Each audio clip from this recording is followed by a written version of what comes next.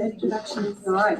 I just want to welcome you all here. This is the Madison Art Club. We have been around for many, many years. I believe our 72nd, 73rd year. We have an annual regional show every year that happens somewhere between August and November. So if you happen to be in the southeastern part of Indiana, look us up. We're also, Madison has the big Chautauqua every year, the last weekend in September. So all of our artists bring out all the art wares, and they have such a wonderful time down here celebrating art. We just became one of the arts and cultural districts in the state of Indiana in the last 3 to 5 years. So we really started pumping it up because the community became engaged in the world of art. They not only have culinary arts, performing arts, 2D arts, fine arts, all kinds. We have public arts. I was helping with one of the murals that we have up here. We have all kinds of arts in this community. Not only does this include just Jefferson County, but it is the southeastern Indiana area. Because we have artists all the way from over in western Ohio, in northern Kentucky, and then of course all across this region in southeastern Indiana. So if you ever want to find out a fun place to be, come back down here. You know, we've got Clifton Inn. You stay a couple days, come mosey around. And about every weekend, they usually have some type of festival going on in this town. You guys were lucky. Plenty of parking places. But the other one, not so. Other weekends, it isn't always that way. But we wanted to thank the Watercolor Society for coming, and we wanted to thank you, Linda, as a person representing us, the Watercolor Society here, and coming down, as well as Tanya, their coordinator, and then Mary Clouse for coming and being our demonstrator today. And we are just excited to see what you have. I'm going to turn that over to you. If you have any questions, bathrooms in the back, food's in the corner. We'll pump up food all day long. You to speak first? No, I'm done. That's fine. You go right ahead. I appreciate everybody coming. Make sure you're in a comfortable seat that you can see. I think Tanya's live streaming it on the site, so anything that you can't see close. First question, since you guys are really the ones that we're doing this demo for, do you want me to start with the traditional watercolor techniques, or did you want me to start with the non-traditional, kind of the other stuff? You tell me what your preference is, and that'll drive the order. Preference? I prefer non-traditional. Okay. Do we have, are most of you watercolor painters in here? She's shaking her head. No, we just know you. Oh, Oh, you're the fan base. We're not painters. We might want to cover a tad at least. okay. Yeah. All right. So we will do that then. So I brought a variety of everything. So what we're going to start with, this is traditional watercolor paper. It's 140. And so I thought I'd just kind of do the start of it. Sorry, I'm wearing my glasses. It's the only way I can see to paint. But so I'm going to put in the background washes and just kind of explain my thought process as we go along. I brought pieces in various states. I've even got a few in the works in my portfolio to show you. And then we'll move to the non-traditional stuff, the fun stuff. So I brought all kinds of things to demonstrate. So this is 140. This is Southeast Way Park, which is not too terribly far from my farm. And I took this picture, just printed it off my computer. It was a beautiful fall day back in October. And I had my daughter and my grandson who were at the park. And so I thought we'll just do a fall scene. I know it's January, but don't feel like painting snow today. And then if you know me at all, my passion in life is animals. I'm an animal communicator 20 plus years. And so every painting I do, almost every painting, is going to have animals in it somewhere. And so our wood ducks. Oh. So we'll have some wood ducks. I have on this paper, it's a little hard to see for you over there, but you're welcome to walk up at any point to see a little bit more closely what I'm doing. Oh, yeah. On traditional paper, I do a very light sketch just to kind of get my composition, and it gives me an idea when I go to put pigment down of what goes where, and it gives me a chance to correct things before I get started. So I'm just gonna start out with kind of a wet on wet. So I'm using my big flat brush to apply water and getting it all over the paper. Just trying to work within the parameters here. Oh, I left my favorite brush at home. All right, so first thing I'm going to start out with is background washes for the sky. It's a fall day. I'm going to start with some cerulean. As much as I like Prussian, it's a little more moody, and I really did not want this sky to be too terribly moody. So I'm just going to apply this. Actually, I think I want my big brush for this. And so I've kind of put in my horizon line. So I'm going to put the blue in back here. Not too terribly exacting. I want it rather pale because the sky that day was very clear. There was just a hint of blue to it. And we're going to take that sky all the way down. Can you guys hear me okay? Okay. Yes. We're going to take that sky all the way down to the horizon line, because through the trees and the fall foliage, as we get a little further along, we want to be able to see that. And of course, down towards the bottom, the sky is always more vivid towards the bottom. So you're going to have your darker colors on the bottom, rising upwards. All right. And so I'm just going to apply a little bit. Should have brought some weights here. I want a little bit of variety to that sky. All right, now, when we're painting water, whatever is above is also in the water. So if you've got this blue sky above, you're going to put some of that in the water because it's going to reflect part of that sky in the water. Now, when you're painting on traditional watercolor paper, one of the things that you'll hear watercolor painters say all the time, save the whites. We could save the whales, we save the whites. So whites are really important because it highlights the transparent nature of watercolor. And the goal is to allow the white to come through rather than put artificial white on top. So with oil and acrylic, we go back in and we add white. So with watercolor, the goal is to have the white come through from the paper. And feel free as I'm painting to ask any questions. I think the scarf's going to have to go bye-bye. I'm getting hot flush already. So, whew. Okay. And at any point, please feel free to ask questions. You said that's 140, and is that always your preference? No, I do, in fact, I do a lot on UPO, which I'll show you some UPO. I do watercolor board. I do all kinds of things. I like to try different surfaces, obviously with the glass and the tile. So 140 is, if I'm looking for more of a transparent effect, I'm going to go to the 140. I might pull in a 300, but 300, it's a bit of a challenge sometimes because, all right, so I'm just going to dab where I want some of my fall foliage to be. And notice I'm putting this in wet into wet, and you get this nice feathering. So, and as with any fall foliage, you're going to have shapes with how those colors go. And you notice I'm not particular about how I use the brush.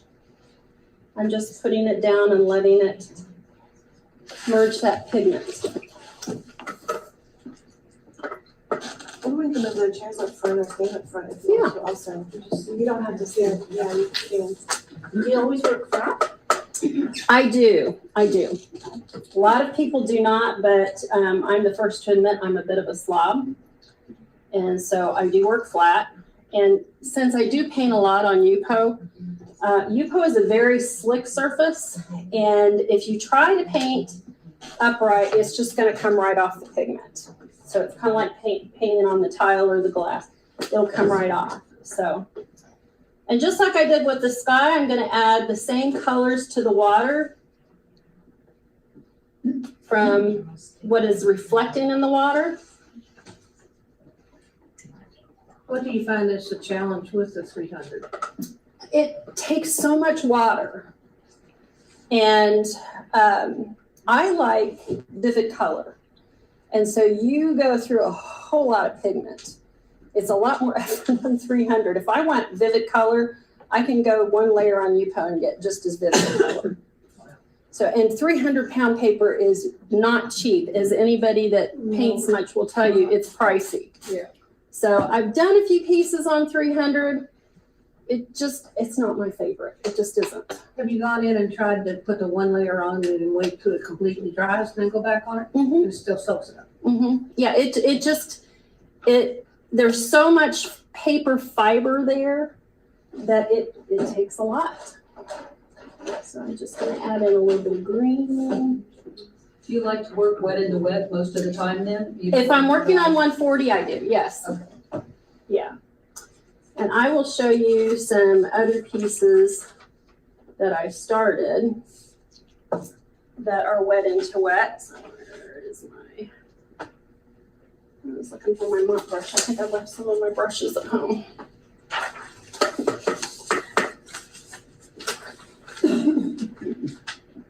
So, and I don't want a huge amount of pigment. I just want just enough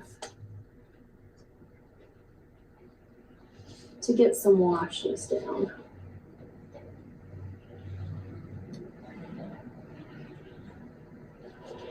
And one thing you're probably noticing is I am not a photorealistic painter at all.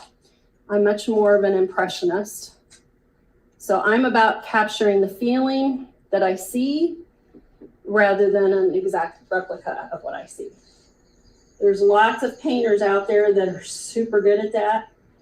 That's not my thing.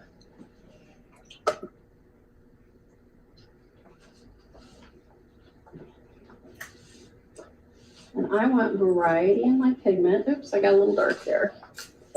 All right, so when that happens, I'm gonna lift and grab. So our foregrounds are always gonna be darker than our backgrounds. It brings the eye forward. And so I'm trying to get that underneath the clip. All right, we can lift some of that. And put a little bit back here in these trees.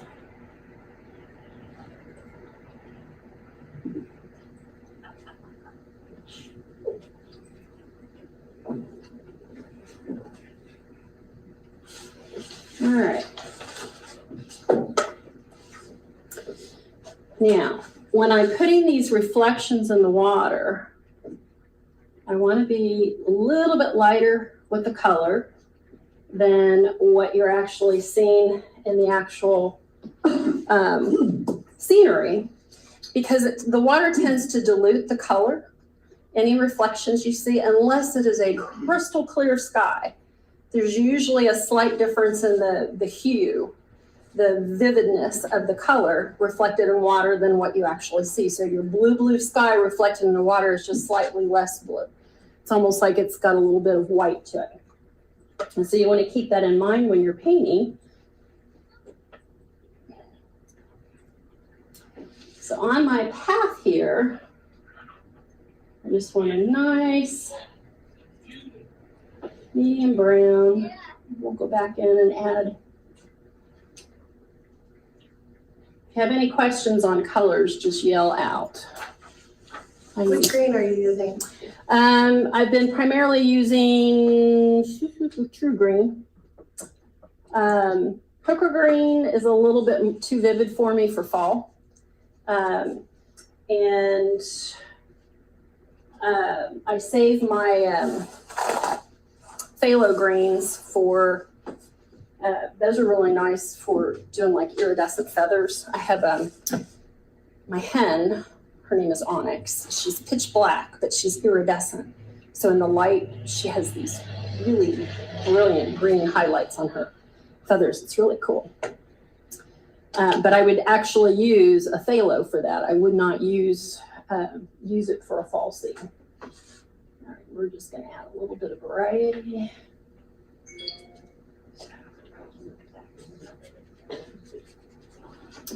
So then as we get a little closer, I want a little bit of pressure on that.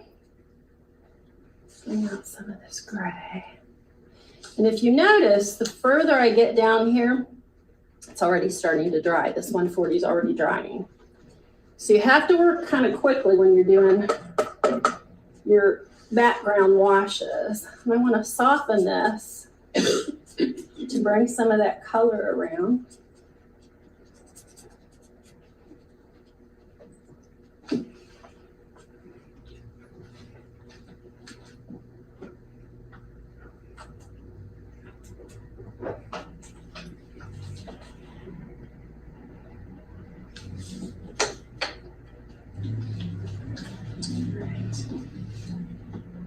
Questions so far? You guys are awful quiet. What kind of, is that a gator board that you're working on? or Yes, what type it's of a board is it? well-loved gator board. It has, it's seen a few things. So, yeah, it's real handy just to clip my stuff on. And when I'm traveling, it's real useful for that as well. Is it lightweight? Very. And it's rigid. Yeah, It's lightweight and rigid. Yeah. Mhm. You can tape it down, your paper to it. I'm not much of a taper, although one of the pieces I'm working on at home right now, I was going to bring it, but it didn't fit in my car. It is on taped down to a 4 foot by 4 foot two-sided polystyrene. So it's very large, but it didn't fit in my car. Is there a possibility at all that you could periodically kind of share that, move it around here so we don't see it? You need on a mirror, I can tell right now. I know, and I'm trying, so yeah, let me lift this up. That's a good idea. Yeah, and, yeah, why don't you could just go over and gather Yeah, around come on up the and take a look. table. Yeah. I'll step aside so you can All right, take a so look. let's, because I'm feeling like I'm seeing nothing. I know, and it's a little bit hard when I'm working flat. I apologize. And if we stand up, then you guys can't see, so if we Come on don't up. all stand, I think we should all come up here. somebody's not gonna see. Filter through. No, you won't see if I do this. You better not. Well, but that's the point. That's the point of us standing here. Okay, I see what kind of board that is. Can we see damage the surface of it? Yeah. I beat it up. All right. I've had this gator board for probably 6 years, and you can see it's well loved. So, all right. So what I want to do is I want to start adding a little bit more color down here. I just want varieties of greens and shapes right now. And so I'm just going to take different shades of green It's like a kid's watercolor. and a little Just bit of the browns. Glorified, professional. Yeah, yeah. Oh, I see What's she's your got favorite her. paints to use? I use either Cheap Joe's brand or Golden. Whoever asked. Golden? I do like Golden. Mhm. Golden is really vivid, so a little bit goes a long way.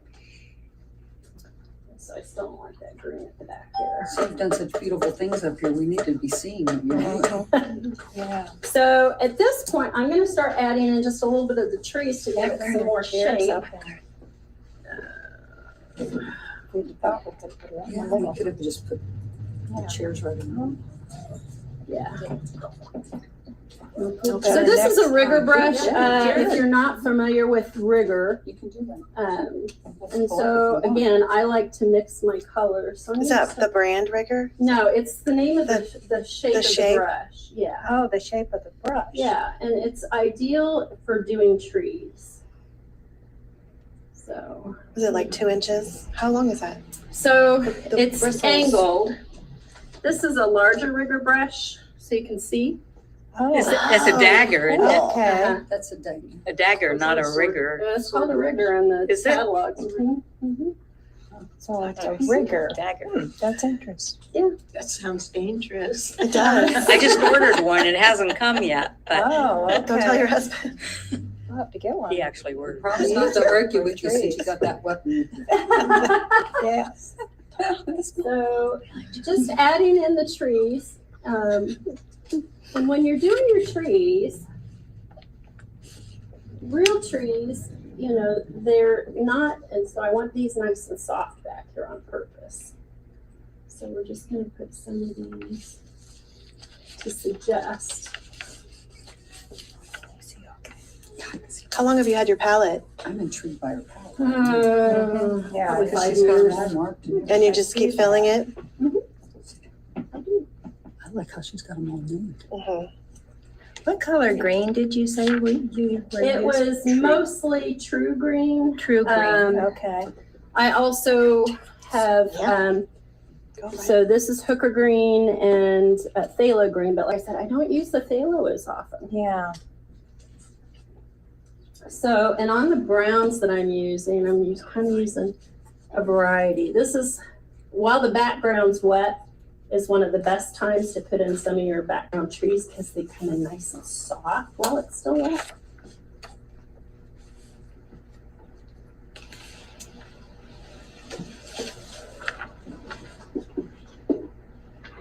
And I'm not too worried about it looking like the exact picture.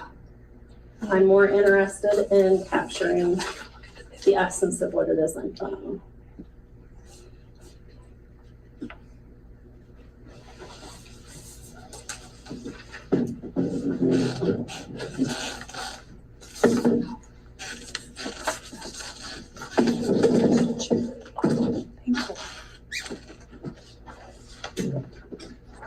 All right, so we've got a little bit going on now.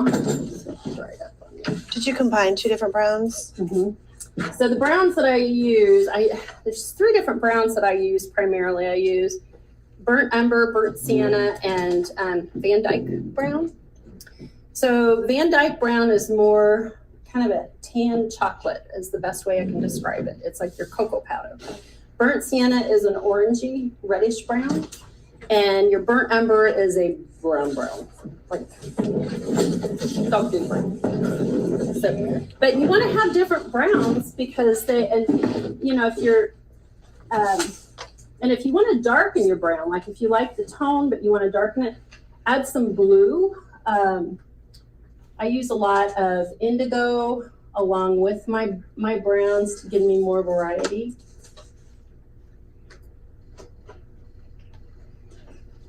And I love how this is nice and soft back here.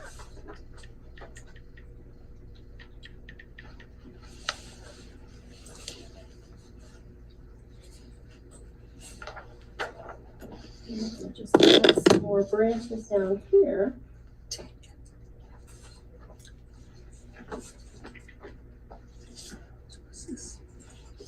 All right, now, need to add a few to the water while it's still a little damp. So, let's see here. Kind of have to do the reflection.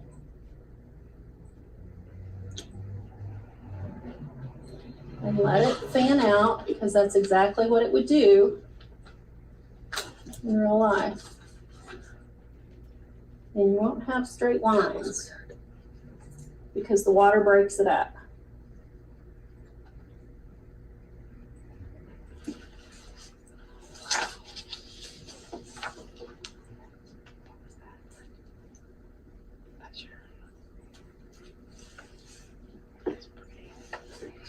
All right. So So we'll add in a few other colors for foliage, and I'll just start a little bit on the ducks. And I don't know how we're doing on time. I want to make sure we get to the 1:30. Okay, all right, let me do a little bit more on these background washes and then we'll move to some of the non-traditional stuff. Because I think that was what you guys were most interested in.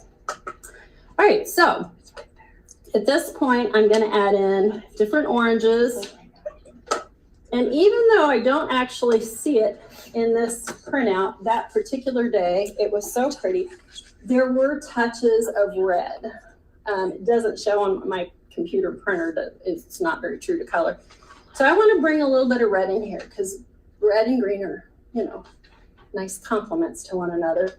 And since I've got a lot of green on my background, I want to have touches of red to really spark it a little bit. We're going to add a few more touches back here just to get, and this is just a round brush. And I'm just going to dot in a few highlights to the trees.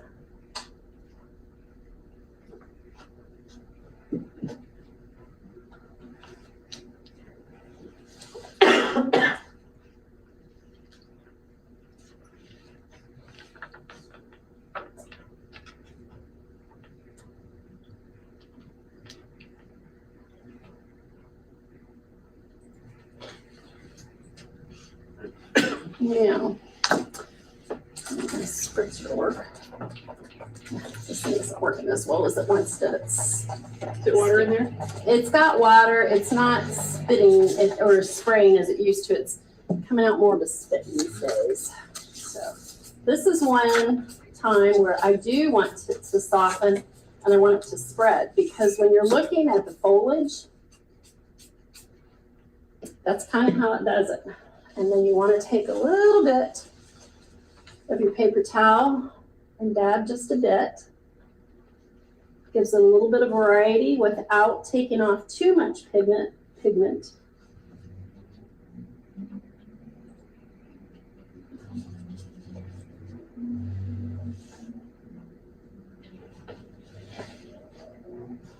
Does that help add any texture? A little bit. It's more interest, and as it dries, you'll just see that it comes in. What I just added turns very soft as it dries. When you spray it, that's the whole point, is you give a little bit of color, but it softens it, because I don't want the sharp edges for my background wash. Right. My goal is, when I'm done, this will be very soft and muted in the background. You'll see the trees a little bit more sharply. And then as the painting moves further along, the ducks will be the thing that'll be in sharp focus. Right. Because I just wondered, I am not an artist. I'm just soaking all this in, okay? So I just wonder, I like texture in the art that attracts me, it seems to be. So I just wondered if dabbing with the paper towel, if that helped add any. it does add a little texture. Okay. So I'll show you when I pull out some of my other pieces. When you dab pigment on Yupo, which is a very different surface, painting surface, you get a totally different effect, and it definitely adds texture. Okay. So You could yeah, add salt to that. you can. This paper here, you actually could add salt to it. I don't think I have any salt in my tub. Can you put salt on Yupo? No, It doesn't work. no. Whoever On has, it doesn't work. on 140. No, Yeah. you can do it on 140. Certain papers that have sizing, but it doesn't work well on Yupo. Illustration board, so. Some of this is on Yupo, isn't it? Yeah, you'll see a broad mix in that thing as far as all the different surfaces. Like I said, I'm one of those that I just like to, I'm always adding something new just to keep myself engaged. All right, let me just do a tiny bit to the ducks. And then I want to show you some samples. So for my ducks, there we go. I'm going to start out. Oh, I didn't put any red in. You know what? Let me add a little bit of red. I'm going to put just a touch of red. So this is, I think I'm going to use rose. Cadmium red's a little too orange, fire engine red. And I would rather it be a little bit softer. So we're just going to take a little bit of rose. I'm gonna grab a little bit of yellow to mute it down a bit. And so we'll just put touches of this up in here. Not a lot. But that's gonna come in handy when we get to the duck, because that duck has some red in them. So whatever you have in one area of your painting, you want that color to pick up again in other areas. So as in life, nothing occurs in isolation. Oh, random question. Did anybody see this morning, it was about 9 o'clock, the vertical rainbow in the sky? There were 2 of them. I did, I saw one. It was Really? incredible. I was I only like, saw a I've portion of never it, seen though. that. Yes. I didn't yes. see the whole thing, I just saw And a then portion I of don't it. know if it was that comet they were talking about. I saw something go streaking. Oh, And I was like, I wonder if that is what's causing the rainbow, if it's distorting how the sunlight was hitting the clouds. But it was really cool. It was really cool. Were you That's driving? good, didn't know. Linda was driving, so I got to see it. Thinking, oh my gosh. Yeah, I was like, oh, I this was is so here cool. Getting ready for you guys. You should have taken a picture for me. Yeah. Well, when I stopped, I Thanks. did, but I Me haven't too. looked to see if any of them came Cool. out, because it was like, well, I got to pay attention to what I'm doing here. But it was like, I had never seen that kind of a phenomenon. I was like, I need to Google it and see what it was. Wow. So, think it's called a sundog. Yeah. is that what it Yeah, is? I think it's Okay. got a, yeah. That's Really? what I thought too. Okay. that's what I've heard. All right, so. I'm gonna Must be warming up. I So was in the it's already fifties supposed today. Is it really? Here, yeah. You can tell I didn't look. Yeah, create a Beautiful little bit day. more of a ledge Yeah, it's over here. I wanna gorgeous. get out and walk. Yeah. All right.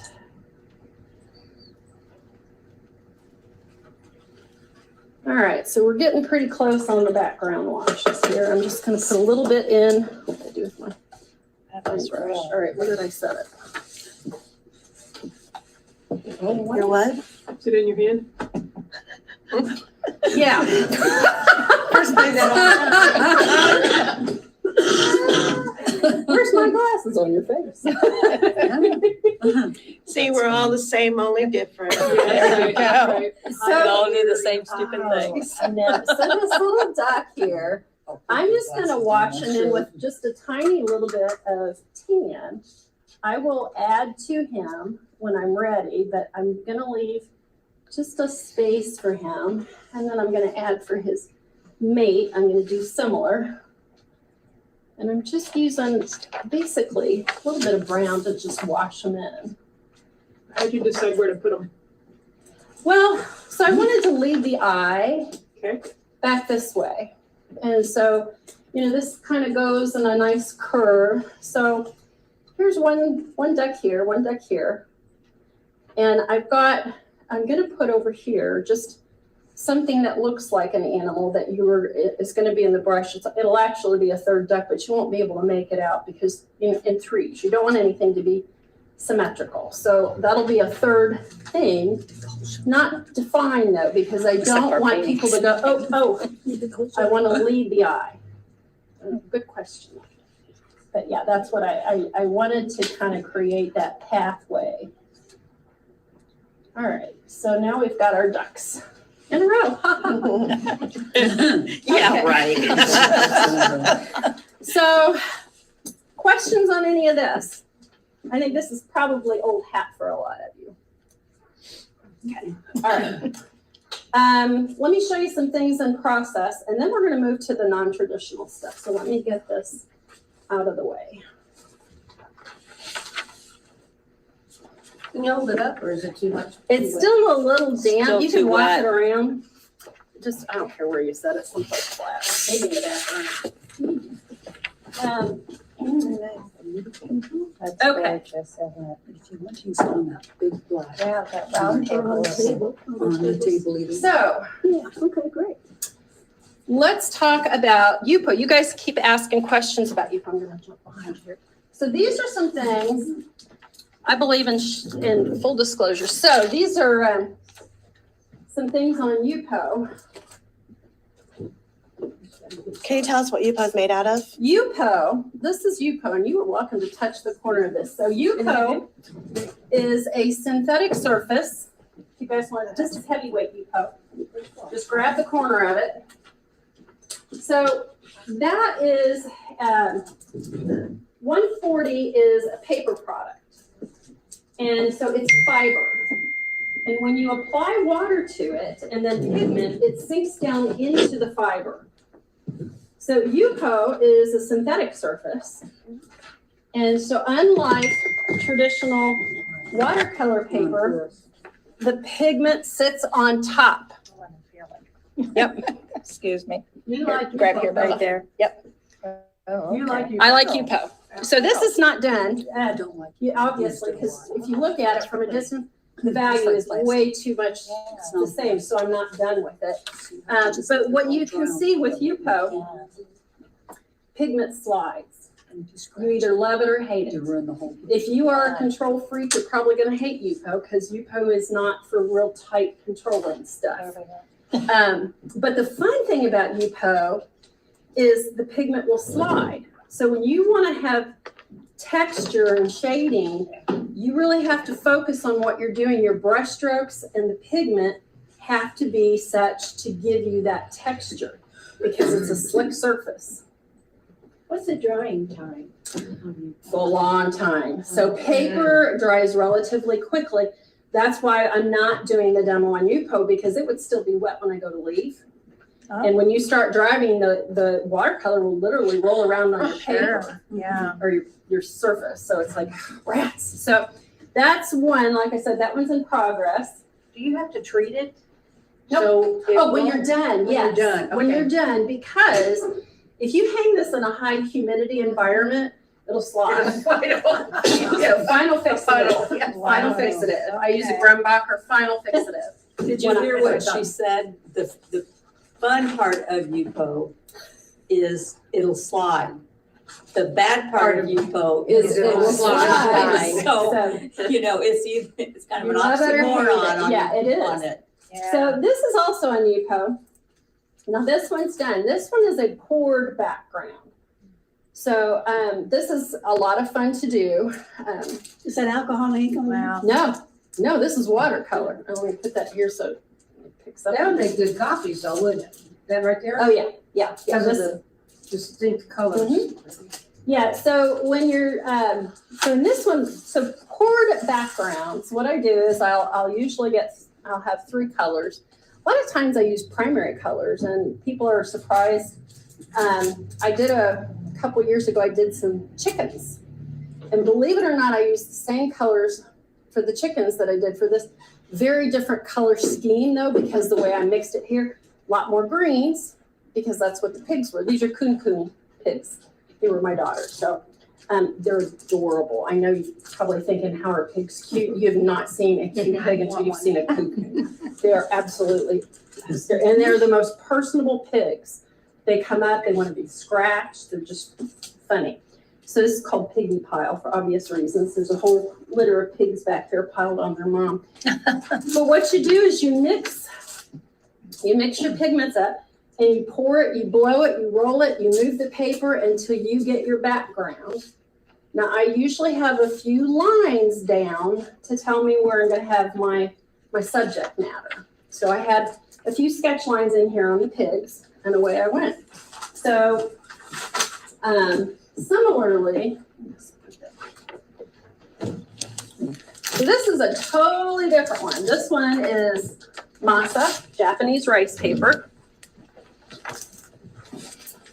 So this is like traditional watercolor paper on crack. It is the bleed factor supreme.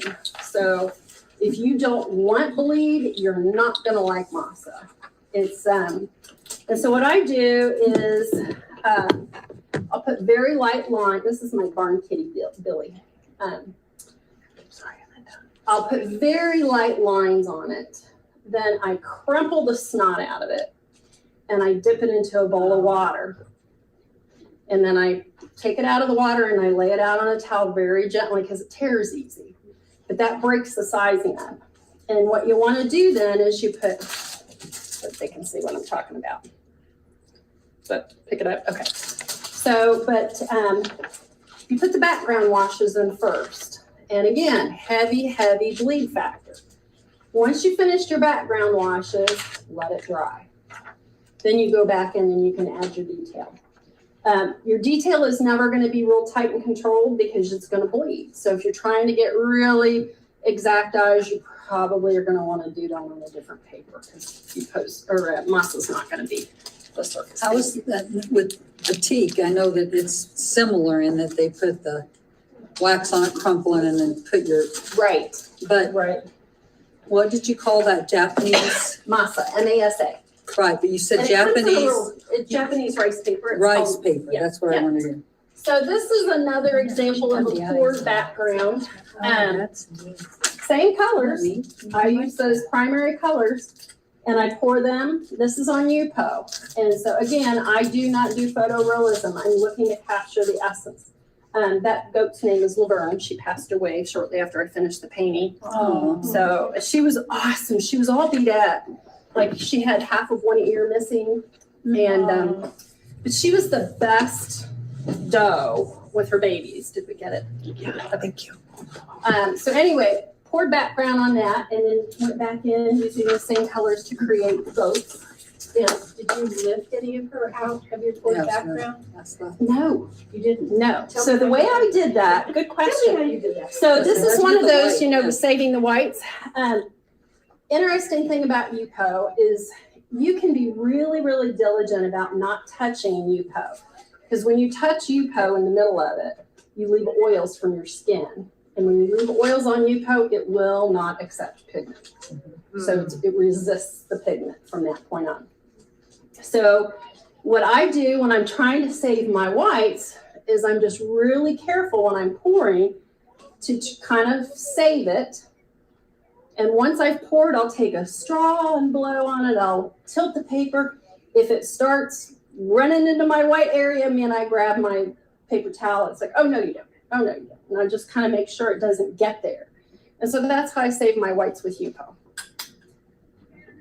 Would it damage the paper if you put tape on there or something to keep it? It'll leave adhesive and then it won't take pigment. UPO is contrary. You either love it or hate it. And you it's one of those things that's like, take me for what I am. Because that's, you know, that's the way it's going to be. So, but it's a lot of fun if you play with it. How does it compare price-wise to? It depends on what brand, 140-pound paper you. You can buy it by the roll too, can't you? You can buy it by links? the roll. I tend to buy a large sheet. Linda will tell you I paint big. Obviously, if I've got a 4x4, I couldn't fit in here. But you can cut those sheets in half. In fact, I learned the hard way. You don't want to do a full sheet of UPO because it requires oversized mat board, and that is $200 freight on board to get a couple of sheets of mat board. I do my own framing and matting. So learn that one the hard way. So It crinkles pretty easy too. So the bigger pieces, you get these little, where you've got a little point where you've. yeah, you want to be careful Yeah, with it. Careful. You can bend Heavyweight's it. a little bit more durable. So it comes in different weights. There's actually a translucent UPO, and I think you have one. I have one Yeah, out Linda's got one. Transparent. Yeah, Yeah. well, and so Yeah. you can paint on both sides. It's That's clear? interesting. Oh. It's translucent, so you can see through it. It's Yeah. like looking through wax paper, Yeah, it's Oh, kind wow. of, and yeah. it's a lot of fun. I've done several pieces like that, and I've even put them in float frames, so it looks like stained glass. It's loads of fun. Yeah. So this is just background washes on. This is another 140. I haven't finished it obviously, but that's what background washes look like on another 140. So anyway, okay. Mary? Yeah. On your one painting up here with the rice paper, the masa paper, did you mention mounting it? When do you mount it? When I go to paint it, now people have different techniques on this. Some people will, let me get this back in here before I damage it.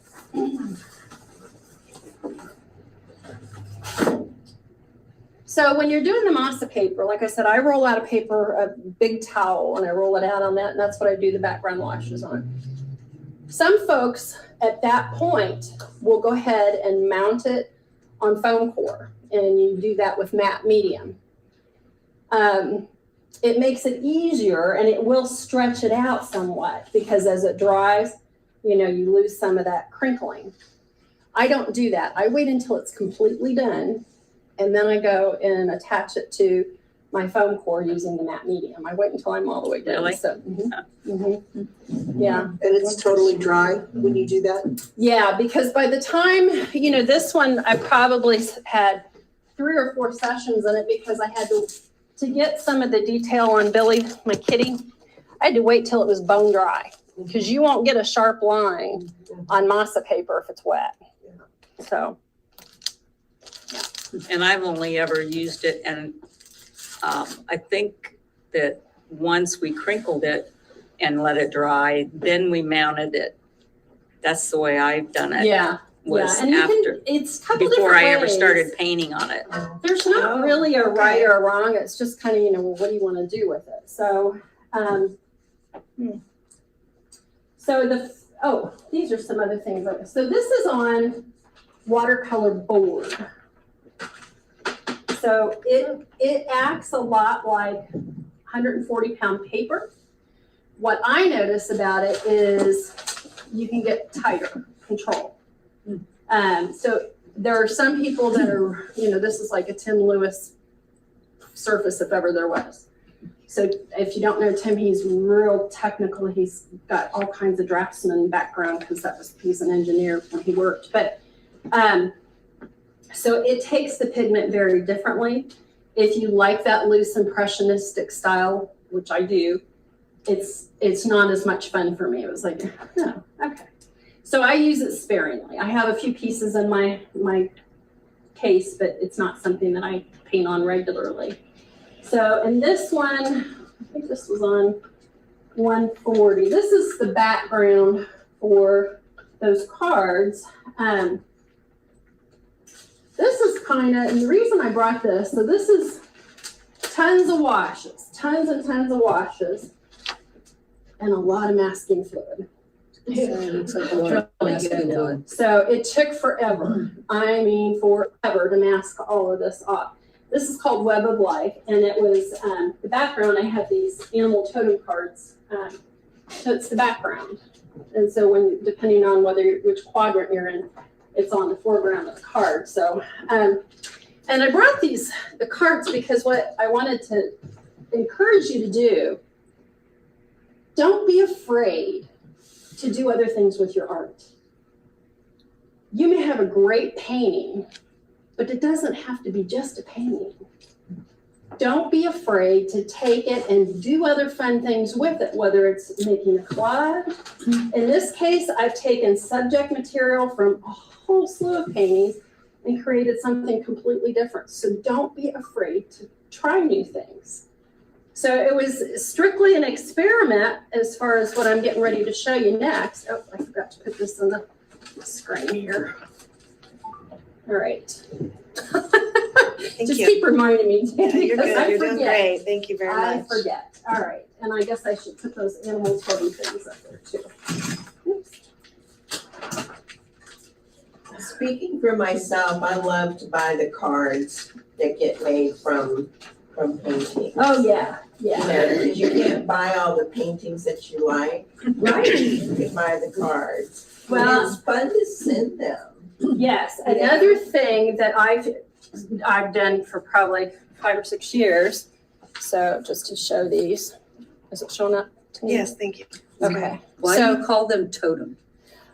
So that's it's a Native American thing. So we have totem animals. Some people call them spirit animals. It is the energy of an animal that captures who you are or something that's going on in your life. For lack of a better term, it's a signpost. So if I see a hawk, which I'm very attuned to hawks as a general rule represent great vision. So it is, what is it in my life that I'm not seeing, that I'm getting too caught up down in the weeds? I need to step back and look at the big picture. So there's always messages. Last night, night before last, I was coming home from visiting my dad, and just off to the left of the road, there was a deer walking right up by the road, just walking. She wasn't afraid, I was like, oh, not a mile later, huge owl fluttered up right next to the right side of the road. I was like, well, that's interesting. So owls and hawks. So hawks are the daytime equivalent to owls, which are the nighttime, because owls have incredible vision, okay? They're stealth hunters. You cannot hear an owl coming up because the way their feathers are configured, they're silent hunters. So you don't hear them coming. That's why they're so effective. That and they can see. Deer, they represent making great strides, great leaps.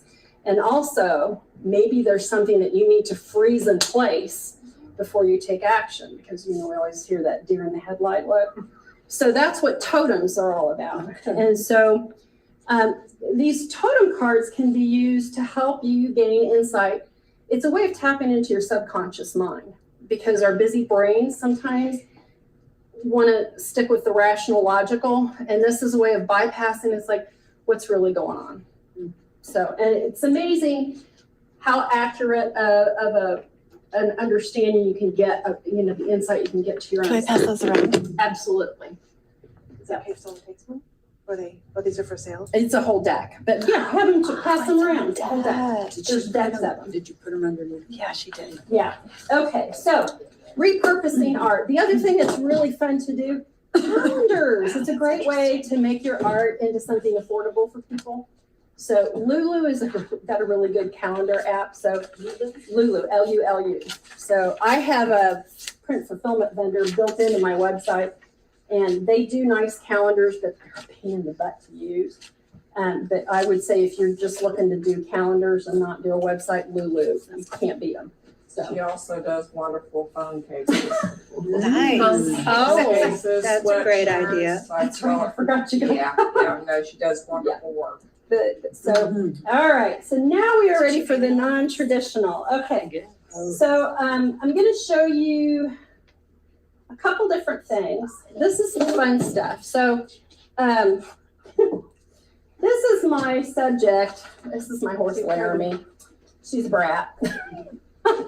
And I didn't get a particularly clear picture of her. So like most artists, I have, the wooden model, because I was like, didn't get it. It was too blurry to get. So I snapped photos of that. And then what I did this is just Home Depot, ceramic tile, high gloss, plain white, couple bucks, dirt cheap. And what I did is I put an outline of Laramie onto the tile. And you're probably thinking, how the heck did she do that? So what I use, and I'm going to show you first. So this is a plain white tile. Let me get this out of the way. So I wanted to show you this from start to finish. All right, so this is a rabbit that was in my front yard. Okay, what did I do with the tape? Oh, I think I put it back here. Oh, let me grab that blue tape real quick. I love these. And I actually have some supplies back here if you guys want to play with some of this stuff. So, you want to put your image, in this case the rabbit, on the tile. So this will be a little totem tile. To do that, tracing paper. And this stuff gets all over you. It's messy as all get out. But just put the tracing paper down and tape it to the tile. And then you're going to tape your, and it should be one of your own pictures. All right. And then take a pencil to transfer your outline to the tile. And I'm just going to do this real quick today. A stylus works real well to It does, and I have some over instead here. of a pencil too. I do have some, but all I want to do is just get his outline. I'm not worrying about any detail. So what have you got underneath that to transfer with? Transfer paper. Like carbon paper? Carbon? Like graphite Well, paper. Graphite it's or- called transfer paper. Is there a difference between graphite and transfer? And carbon. Oh, it's in a roll. Yep, and it makes a mess of you. Because it's just got a ton of that stuff. Oh. And I'll show you when I lift this up, my tile will be dirty and I'll have to clean it up a little bit. Yep, so transfer paper, graphite paper, all right. So. All right, can they see that? Yeah. Okay. So there's my bunny. Ah. Now what I'm gonna do is I'm gonna wipe the smudges off. And it is just graphite. Because if you don't remove them, it gets into your pigment and it makes a mess.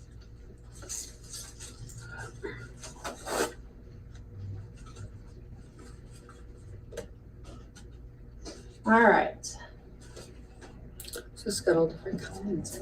now, Yeah. this is the good stuff. This is a product made by Golden. And if you want to do fun stuff, get some of this. Pastel brown. Pastel ground. Pastel ground. Pastel ground. They also I have haven't seen watercolor that at brown, all. right? I don't know, probably. Yes. I Texture, know this they is do. called, Dana this is Smith's, I like textured this. acrylic primer. The beauty of this is this what gives your slick surfaces grit. This is how your pigment is going to adhere to the slick surface. Oh. So, Did you ever use the ground on your UPO? I do. So, and it kind of looks like, if you took pottery back in school, it looks like pottery. That's interesting. And it's kind of sandy, it's just a super fine brown. It's a Is pastel that brown, yeah, Okay. it's kind of Does that make? golden paints, yep. How do pastelists use it? Do pastelists use that? They can, yeah. It provides grit to whatever you're working on. You guys see that okay? Okay. So it just looks like mud, white mud. Most of those browns are used on the surface Mm-hmm. for you to be able to use that particular medium on that surface. So pastel brown for pastel, And you say- watercolor brown for watercolors. So Oh, I okay. have, when I'm working with these things, so I have separate brushes for whatever I'm doing. I don't like to mix my brushes because that's a great way to contaminate things. So.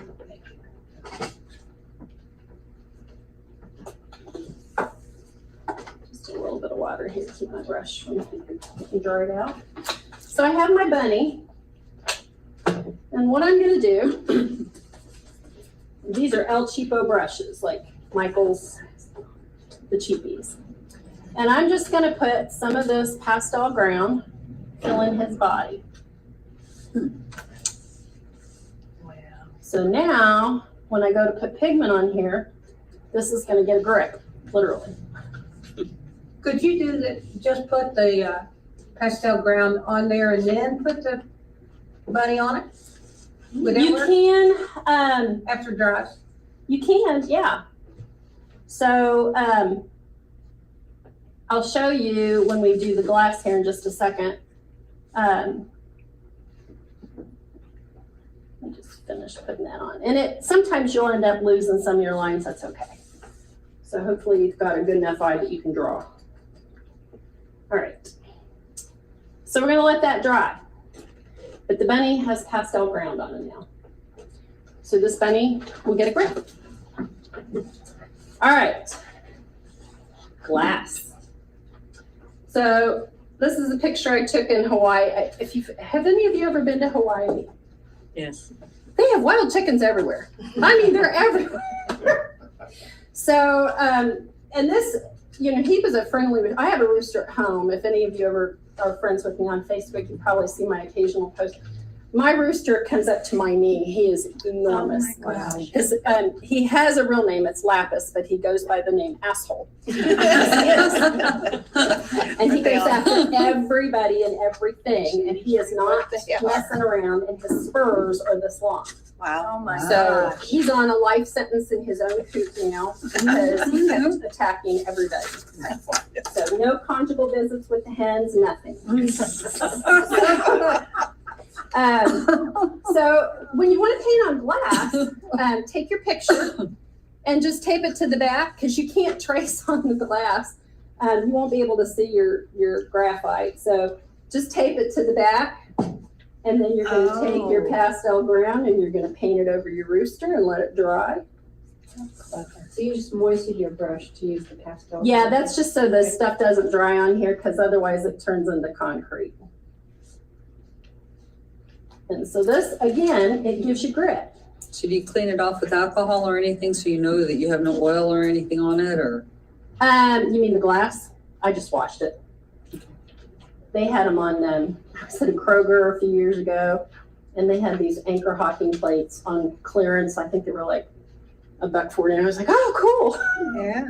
You know, we artists, we gotta go collecting all this stuff because we just don't have near enough stuff at home. This is true.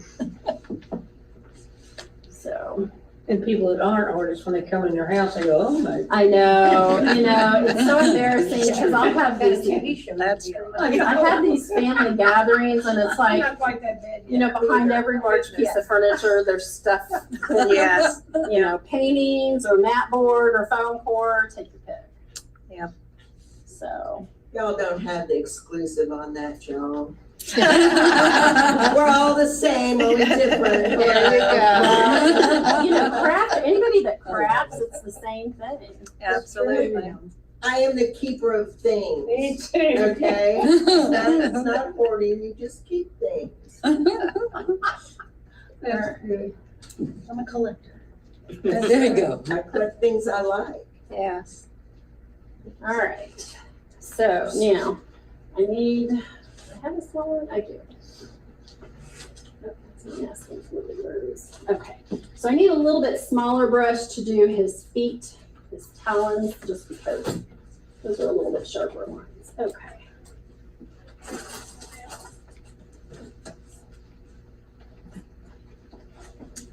Should have brought one of my toothpicks. I think we have some here. That's all right, I'll just use the upside down on my, yeah. Toothpick. So I use, and at home I have toothpicks on my drafting table so that I can do this kind of how I get. So it's a very technical tool, you know, There you go. and just do enough to, again, we're not worried about being precise.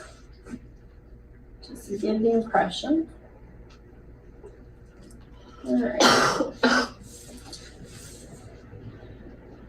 So your handout, I have all the supplies on there, and I will kind of go over how you finish because we won't be able to finish these today just because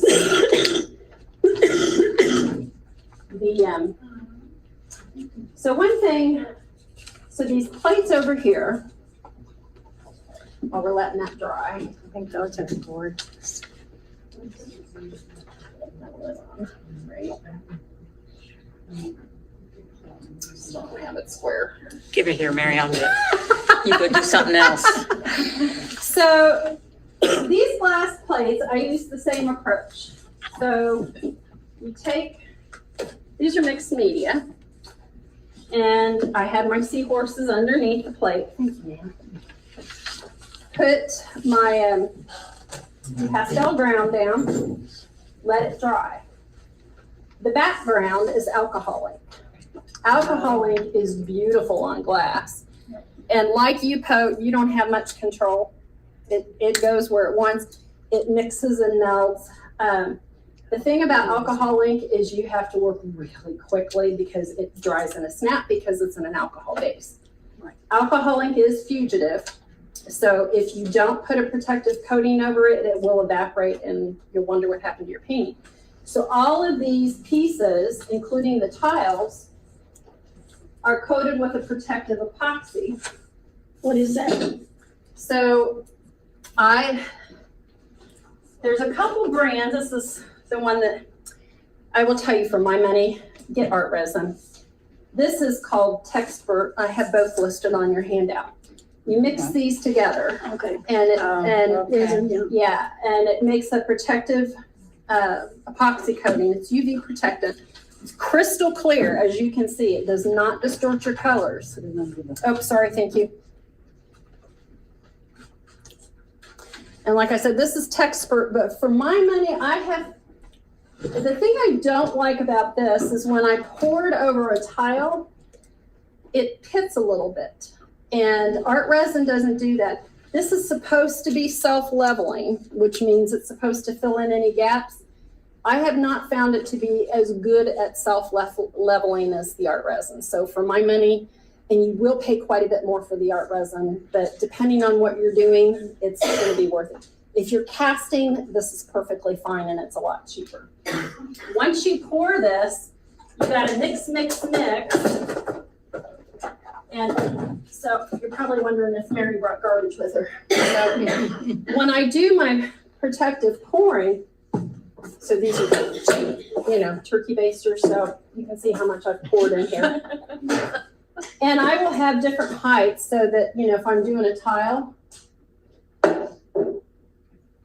because if you lay it flat, it's going to stick to whatever you lay it in. So you need to have it on a racer. So, yeah. Oh, I see. Okay.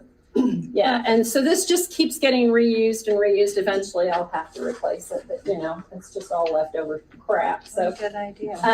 but yeah, these big turkey pans are perfect for this. And you just put that on and pour it. Once you've poured it, you have to hit it with a blowtorch Oh, okay. to remove the bubbles. And these are You just can little, make your creme brulee with that too. yeah. While you're at it. It's not gonna last for me. Oh well. Anyway, so these are just like Amazon. It's a kitchen blowtorch for creme brulee, literally. And so once I've poured the epoxy and I have it in my metal pan, then I get this fired up and I quickly go over it and it brings all the bubbles quickly to the surface because you have all these little bubbles in it from when you mixed it.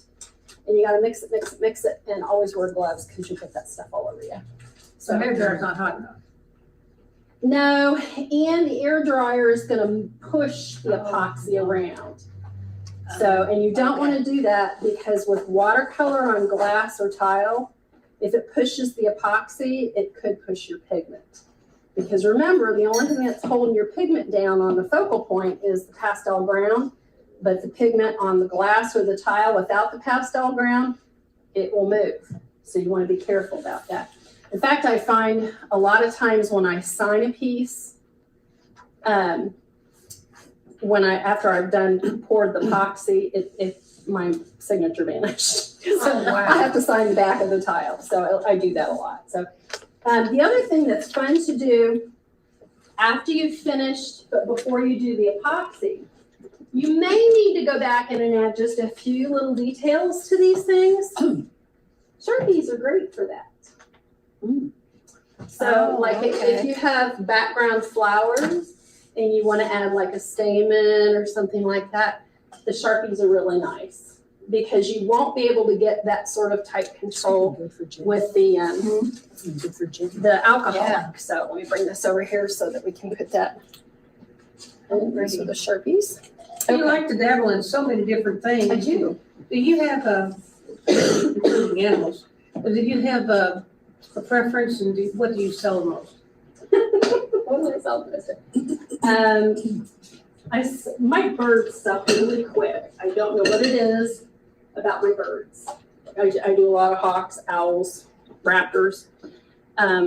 They sell. And it doesn't seem to matter if they're on UPO or 140.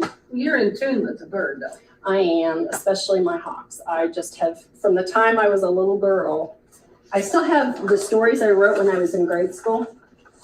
I remember I had this one 6th grade teacher. She was awesome. And she always had us doing these creative writing projects. Every one of mine was about animals. At one point, it was towards the end of the school year, she put on there, A for creativity. I think I got like a 3 for my handwriting. My handwriting was atrocious. And she said, can you write about something other than animals? So anyway, yeah, I've always been that way. So, all right, I want to show you a little bit about what it looks like when you start painting on these tiles. So we're going to start with, while some of these are drying. Any questions about this stuff? I know I'm going fast. I hope I'm not jumping around too much. So I started. Take a break and drink some water. Oh, good idea. It's 2:15. Is it? Okay. All right. You're good. Yeah. So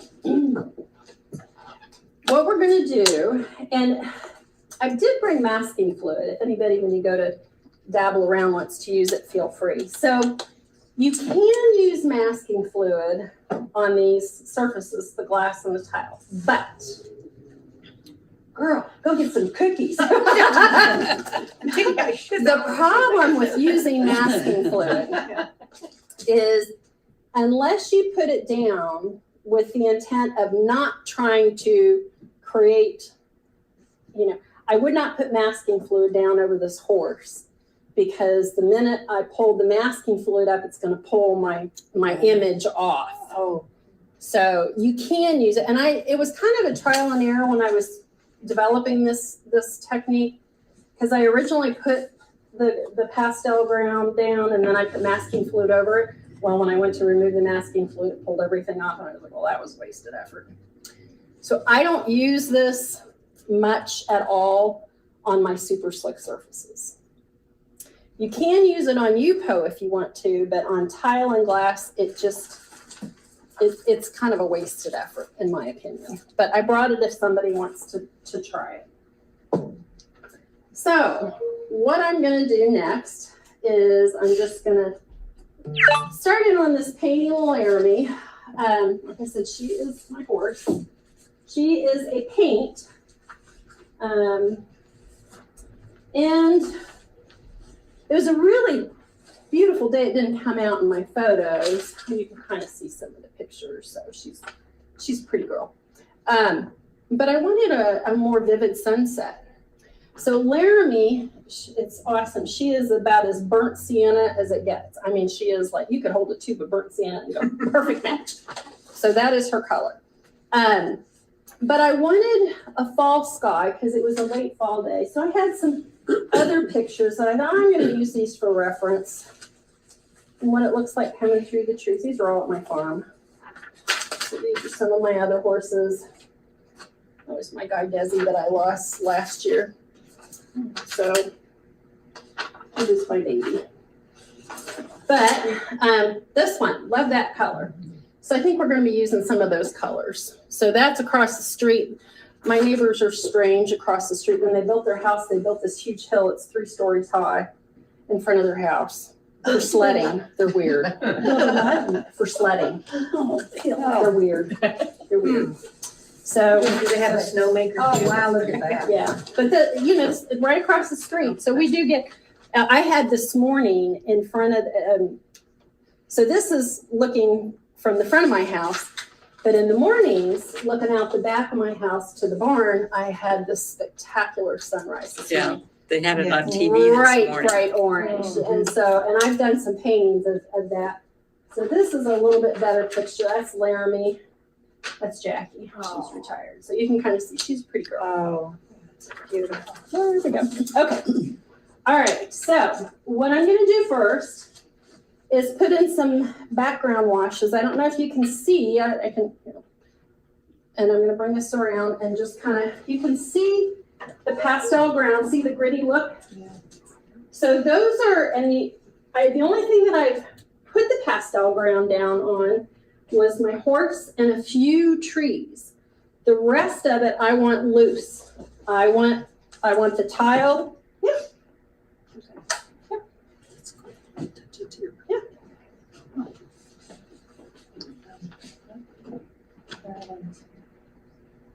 It's like you're petting my horse. He's probably feeling it. Yeah. Yeah. Well, I don't know. She's a mare. Oh, okay, yeah. It is not like some of my other. Desi was like, he put his head here. Laramie's like, nah. ears go back. She's a brat. She's a brat. We did a photo shoot a couple months ago because all of my brochures and everything, they have pictures of me with Desi, who, like I said, he passed away last March. This is Desi right here. Oh my God. Oh, he was a doll baby. But Desi he would pose for the camera.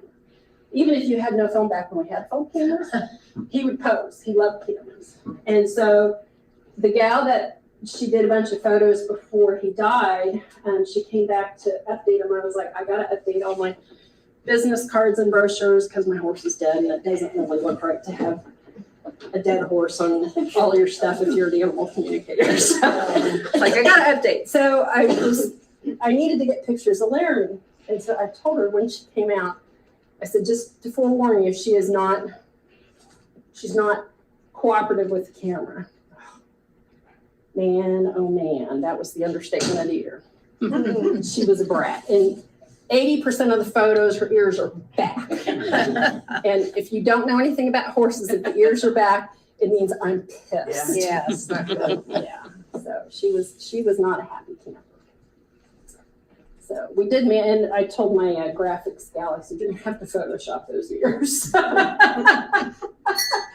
So at this point, what I'm gonna do is I'm just gonna put in the background first, and we'll let that dry, and then we're gonna do the background on the glass. So I want you to kind of see how the different things happen. So,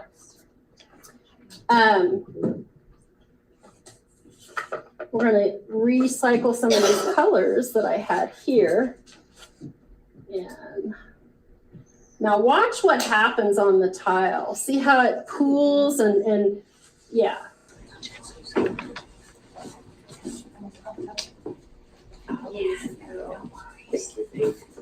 It's pretty watery. All right. And if you look at those tiles over there, that is exactly, see the little tiny tiles, the animal totem tiles? Mm-hmm. If you look at those backgrounds, I don't like that grass. You guys can pass these around. But look at the backgrounds, how loose they are. And even though these colors on this tile, it doesn't look like there's a lot of pigment, when I'm finished and I go to cover it with the epoxy, you'll be surprised at how much more brilliant those colors look once they get the epoxy coating on it. It makes a world of difference. World of difference. All right, so. All right.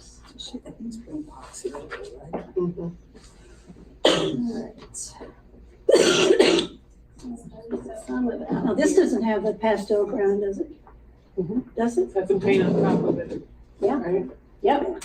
Oh, and then the epoxy makes And then it the shiny epoxy again. makes it shiny again, so it fills it in. But it's just the animal probably that's got that Wow. ground on it. Yeah. But I thought you could feel the texture maybe. But The epoxy covers it maybe. Bottle being smoothed out.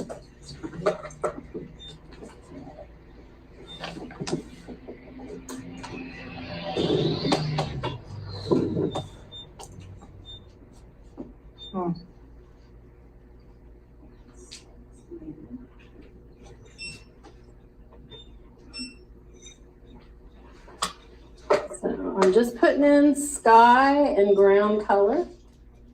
And we're going to let it do a little bit of blending here in a second. Just a touch of this. Not too much.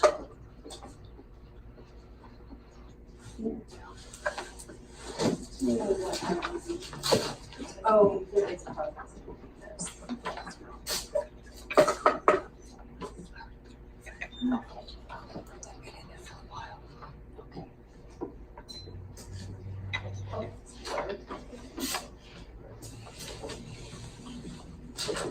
you know, right now, it looks like a bit of a mess.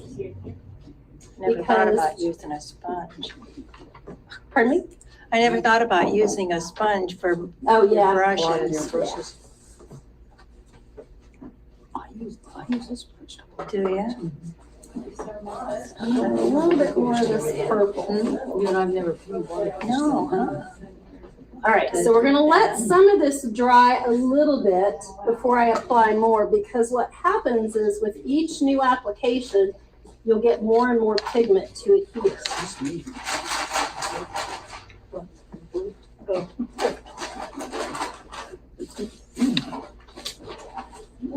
All right, so we're gonna let that sit for a minute. On your black shirt. Now, was this something that you were taught to do, or I you made it began to I experiment? made it up. Because I would think, oh, look at what the paint's doing right here. It's not working. And Right, and that's exactly right. But the back, on all your Yeah. tiles that you just, that is exactly how they start out. Is it just It's so pools cool. and you think, well, that looks terrible. But you just keep playing with it and it will get there. But you have to be patient. You just gotta be patient. All right, so we're gonna let that dry. So we're gonna go switch to the alcohol ink. why don't you use the alcohol ink on the tile? Or do you?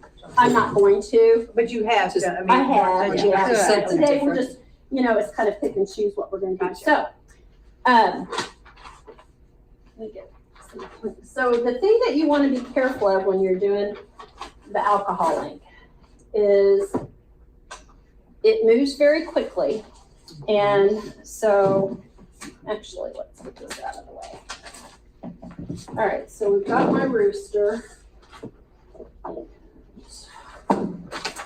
It works best if you put it on a white background. Oh, no sheen under there. Because you won't be able to, and see, I've got this colored tablecloth, which kind of makes it a bit of a challenge, but can you see the rooster outline there? So Looks that's the rooster. Okay.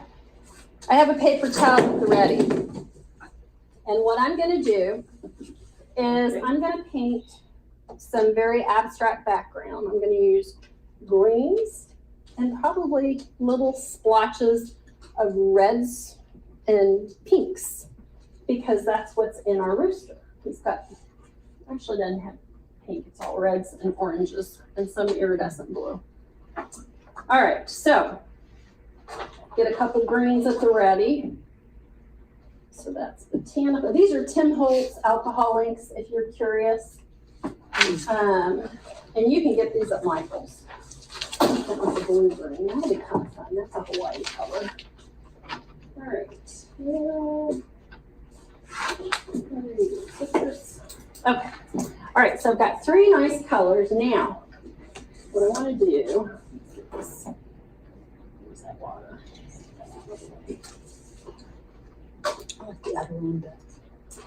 Okay, these are going to be my tools to move alcohol ink.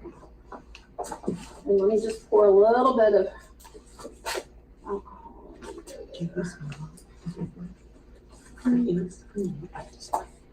Again, you want to have different brushes for your pastel ground, different brushes for your masking fluid, different brushes for your alcohol inks, and then your good brushes for your painting with watercolor. Keep separate brushes. If you mix, you're gonna end up ruining your good brushes. And good brushes are not cheap. All right, so I'm gonna start out with my lightest color and work to dark for the background. And I'm gonna keep these 2 at the ready. All right, so this is where it gets fun.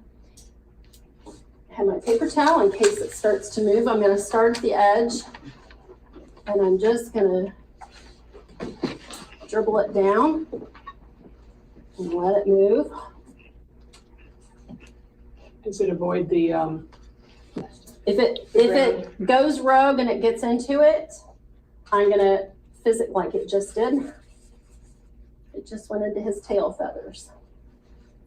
And it's okay if a little bit does. So move some of this around a little bit with your brush. And it definitely smells like alcohol.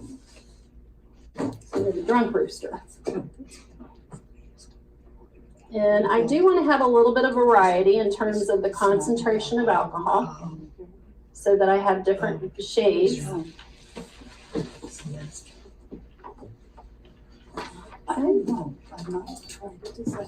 You do need to cap them as soon as you're done with that color, because being alcohol, it will very quickly dry up. Are there any, what are the side effects of being exposed to a lot of alcohol ink fumes? Probably not good, but I don't use them that often. I use them a few times a year. You know, when I get burned out on my other stuff, it's like, well, I think I'll do some glass painting with alcohol ink. For somebody that does it all the time, it's probably every bit as bad as breathing in your oil paint stuff. I can remember getting a buzz on some of my stuff when I was in college. I built a boat canvas that was 5 foot by 3 foot, and it was 1.5 foot deep. And I stretched the canvas over it. And when I went to put the washes down with my linseed oil and turpentine, Oh, gosh. it was like I came out of that studio with a swagger. I bet. So, all right, some of these caps are on there pretty good. Could you do that rim first before you did, and then, It'll slide down. I mean, you know. but I mean, keep it off of it and then, Oh yeah, Yeah. yeah. You can do that. Yep, you can do it separate if you wanted to. You can take alcohol on a Q-tip Mhm. and go back over, like if you want to mask out after you've already done that rim Mhm. and mask out your chicken or your rooster, Mhm. then go back and put your pastel around. Oh, okay.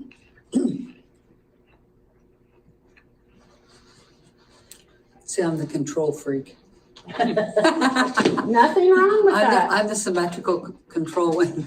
Yeah, I mean, you know, you just kind of have to find what works for you. These girls just found that out. So I'm just gonna put a little bit here and there and work it around. And I want a little bit of background around my rooster to make him stand out.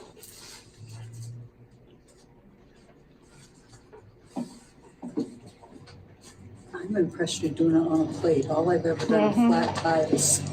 No, it's That's a That would trick. be, because the glass is so much This is- fun when it's I done. know, Yeah. I love it. I do too. You know, I mean, it's, I do and they too. I make like it. great gifts. I mean, it's just a great Yeah. gift thing. Let's do it. It was like, how do you Yeah. stain glass without Yeah. actually doing stained glass? When you do the epoxy on these, how do you? I'm gonna go quick. I How's the pour from the epoxy? outside and let it cool. Oh. So it, on these plates where they're kind of dish, It's kind of. it will be thicker in the middle. If you go look at those, it's thicker in the middle for sure. I was just wondering the same thing, Cheryl. Yeah, I was just wondering the same thing. yeah, absolutely.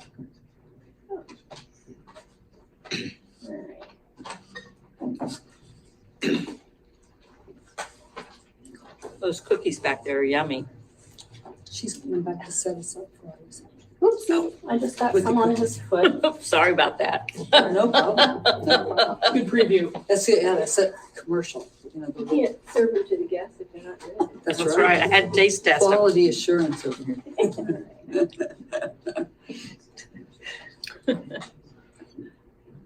All right, so.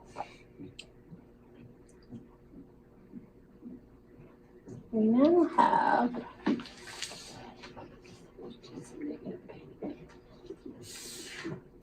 Yeah, okay, now. I want to add just a little bit of flower stuff. To pull it together, we did manage to get a little bit on his foot, so. When I go to paint his talon, I'll have to use a more opaque pigment so that it shows up, because right now his talon is blue.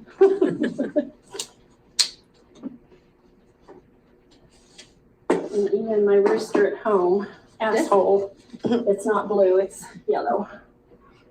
Does it take much of the alcohol? No, a little bit goes a long way. And I mean,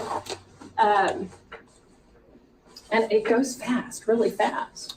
Your rooster has been put in jail for life.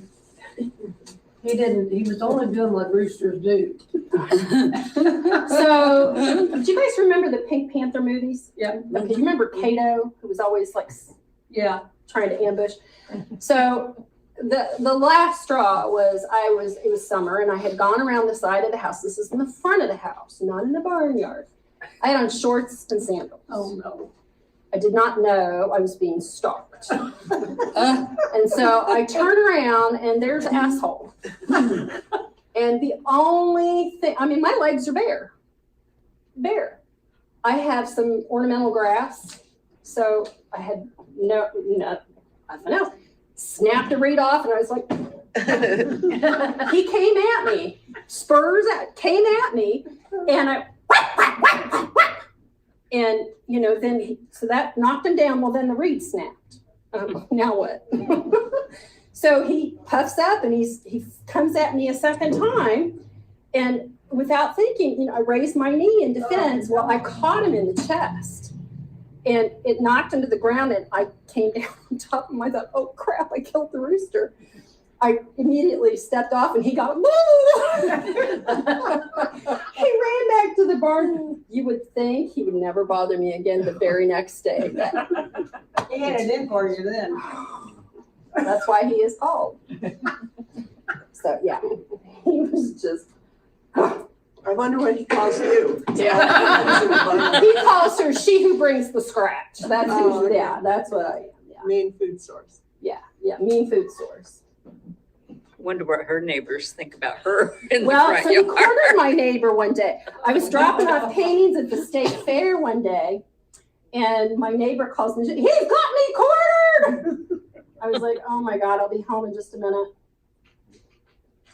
So yeah, he's a piece of work. How old is he? Old enough to know better. He is coming up on 3. So I keep hoping that he'll die. He is not. He is just Well, you not. have him locked up, so he's safe from all the raccoons and hawks and everything. I'm like, Let him free. He may not be. Coyotes might. he They has might take more him out. lives than a cat. So Do the hens like him? no, Oh. because he would rape them. I mean, they would. He was brutal. They would, and it's so. I don't think when he got his life sentence, I don't think they were any too upset. I think they were kind of like good riddance to bad rubbish because he was just okay. All right, so I'm just kind of doing a little bit of everything in the background, just okay. Did you say some of your samples over there had watercolor and ink mixed? Yeah, this is going to be watercolor. That's going to have watercolors in it too? Okay, so we're going to let this On the- alcohol ink dry, but just so you can kind of see, I don't know if you can see against me. Let me get this paper behind it. Now we're sharing rooster stories, rooster videos. Okay, can you guys see okay? Oh, nice. So real pretty colors. Yeah. And you don't need to, it doesn't need to be fancy. Now, when I'm getting close to done, that's where those Sharpies come in handy because that's when I'm going to put in the line. Oops, I need to get ink on me. That's when I'm going to put leaves. I'm going to put the texture of my different leaves in, and I'm going to put, details to the flowers. Okay, all of that goes in before the resin. No, yes. The the epoxy pour is the very last thing you're going to do. Are you going to do it up on the sides too? Yeah, I do. I do epoxy. I pour it from the sides and let it roll down to the center. Okay. I don't touch it. I just kind of let it float down. But we're not going to do that in here today because once you pour it, you can't move it because you'll ruin it. So I just brought it with me so you could see what I used. All right, so the rooster is going to sit for a minute. And we'll get back to Laramie. I'm not going to worry about finishing this one today. I just wanted you to see how we get the pattern on the tile.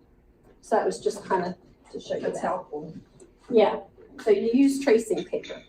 Questions on anything so far? I know I'm moving kind of fast. The epoxy again, you said was the brand name Art was resin, art in my resin. opinion, is better. But there's all kinds of brands of resin. There are, Right. and Art Resin's technical support is amazing. So if you have questions about the product, you can call them or email them, and they're very good, very good. Because when I first started playing around with epoxy, I got this wild bee in my bonnet, and I decided I did a painting on UPO, translucent UPO, painted on both sides. It's an owl. I think that's in here. Is that the one you made the frame for and poured? This one, yeah. So this is painted on both sides. It's translucent UPO. Bring it up here. Is that, You just flip the paper over. So you okay, gotta let what's it it dry. painted on then? Huh? If it's painted on both sides, is it glass? Translucent Translucent UPO. Okay. Translucent UPO. Like I said, it's kind of like wax paper in terms of the Oh, I see. translucency. Yeah. So semi-transparent. It's not like glass, but it's semi-transparent. So I painted on both sides. The background is on, and the moon is on the back side, and the owl is on the front side. Well, when it was done, I got this bright idea. I was going to cast the painting in epoxy, so it would look like stained glass.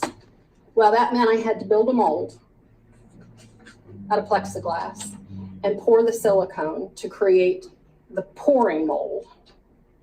That was $800 of silicone. Don't recommend this to anybody. And then we won't talk about how many gallons of epoxy it took, but it was another couple $100. So I poured the first layer of epoxy, put the painting in, cast in some pyrite crystals along with the painting. Sorry, you can send it around. And then let that cure, semi-cure, and then I poured the top coat. And so when it was done, the thickness varies, throughout the painting, but when you hold it, it looks like it's in an acrylic block.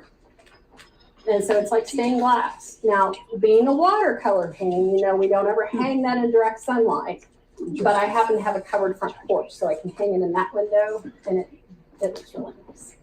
So, but that was my first experience with epoxy, and Art Resin was so helpful in telling me how to do all that. Okay, so this is starting to dry. It's kind of a semi-dry state right now. Any questions on some of the stuff that we're talking about? How are we doing on time? I wasn't timed. Oh, how are we doing on time? 2:43. Okay, I need to wrap up. We're running on, we're almost out of power. Okay, all right. So, well, I can do more on the background later, but let me show you real quick what happens when you go to paint the horse, because we haven't done any of that. And I at least want to show that before our viewers at home. Okay, so I mentioned. Nobody has a charger, do they? iPhone charger. I've got two types Our of phone charger? Yeah, I've got. Okay, so Laramie is a burnt sienna. So I'm just going to put in some of her burnt sienna marks. And let's see here. So I happen to know how her face goes.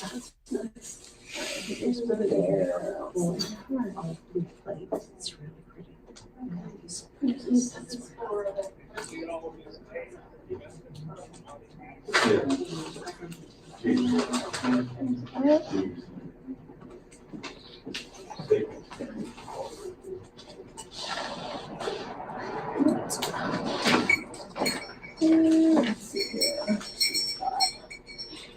So it's kind of funny, my little wooden model is really not anatomically correct. It's like, no, my horses have, and so I fixed what I put on here because it had not given her the correct chest. And of course the muscles were wrong on it. So I fixed that.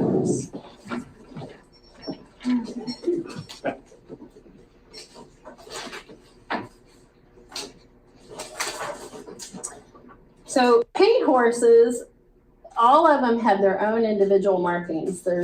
It's unusual to find two that are just exactly alike. And so I want to make sure I get. And my girl, she's got pretty much white legs. She hardly has any coming down past the foreleg. It just comes barely past her chest. And that's true on all four legs. She just has ever so slight. Okay. Let's see, she has a little bit. All right. So now, her body normally, I don't want to do it yet because I need to wait until I get the background. So her body is white. She's white and burnt sienna. But as we all know, in reality, when you look at white, it's not really white. It's reflecting what's around it. So even in this cheesy printer thing, do you see the blue cast over her back? Okay. So when I go to paint the white areas of the Laramie, there'll be really pale reflections from the sky. So you're going to see a little bit of the yellow on her butt, and up on her neck, the crest of her neck, there'll be a little bit of that violet color that we've got here, because that's exactly what would reflect on her body. So, and then I'll go back in where I have some of that pastel ground. I'll go back in and I'll paint in the trees. Those I do want to be relatively solid, because otherwise she just kind of looks like she's floating. What breed is Laramie? She's a paint. Paint. Mm-hmm. Paint really is a coat registry, so a quarter horse with color. Okay. So, now, as I apply more to background washes to the back of the tile, it'll get more and more painterly. It won't be quite so spread out. It'll take more and more pigment with each application. Okay, see, okay. Yeah. Okay. Can you see? So when you come in with the second layer, it won't move all the other. No, it'll move some, but you just got to be kind of careful with it. Mm-hmm. It's kind of like when you're putting washes on, 140. You just have to be careful. I'll use a lighter hand. But, since this is still wet, I don't want to mess with that background because it does have some stick to it.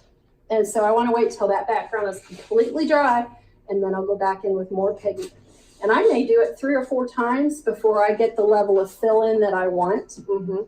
But it won't look the same as it does when you have that epoxy on it. That makes such a difference in terms of the vividness of the color. It looks finished in a way that it doesn't before. I don't know why that is, but that's just the way it works.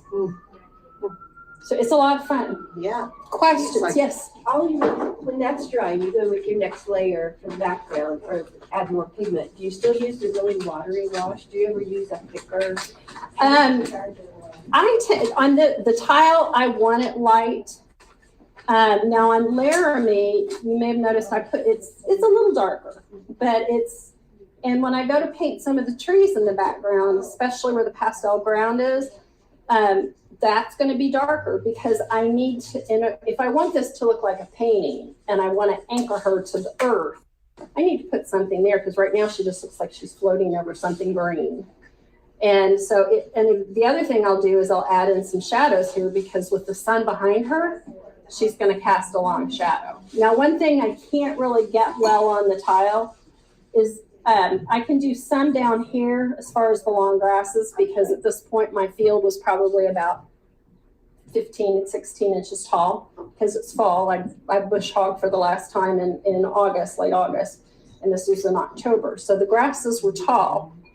And I'll have some up over her hooves because as she was cantering through the field, you wouldn't be able to see all 4 hooves at the same time. You would see the ones in the upper position, but not the lower ones. You'll get more and more. You just don't put a lot of detail in the background because you can't. The tile won't let you get very detailed.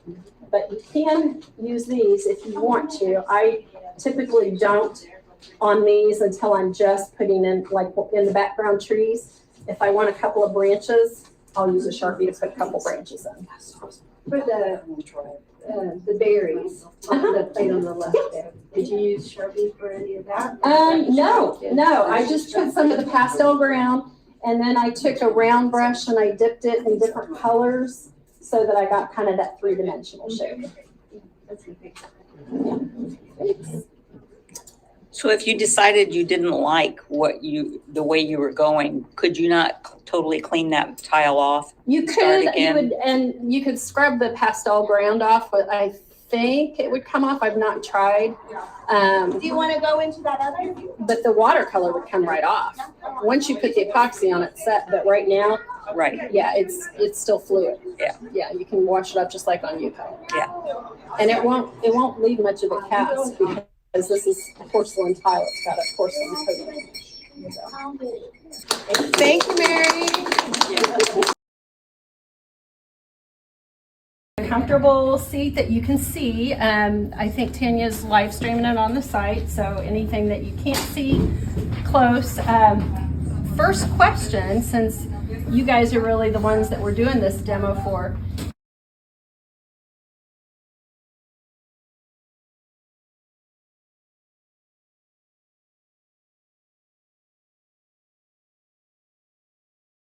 To try new things. So it was strictly an experiment as far as what I'm getting ready to show you next. Oh, I forgot to put this on the screen here.